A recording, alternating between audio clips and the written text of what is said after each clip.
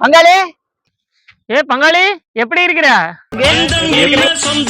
நல்லா இருக்கு. பாத்து பல வருஷம் எப்படி இருக்கீங்க? வீட்டுல எல்லாரும் எப்படி இருக்காங்க? எல்லாரும் நல்லா இருக்கிறாங்க. சூப்பர் ஊர்ல சூப்பர். இருந்தா தானே பார்க்க முடியும். எல்லாம் வெளியூர் போயிடுறீங்க வேலைக்கு. என்ன பண்றீங்க? பேருக்கு தான் வெளியூர்ல வேலை எல்லாம் மானம் கெட்டு தெரியும். எல்லாத்துக்கும் உங்களோட அப்புறம் தொழில் அமையுமா? அட ஏனுங்க, எனக்கே ஆடிக்கு ஒரு வாடகை, அமாவாசைக்கு ஒரு வாடகை தான் வருது. அப்படிங்களா? அவ்வளவு டல்லாவா போகுது? என்ன பண்றது? நீங்க வேணா ஒரு சவாரிக்கு வர்றீங்களா? என்னடா சொன்ன?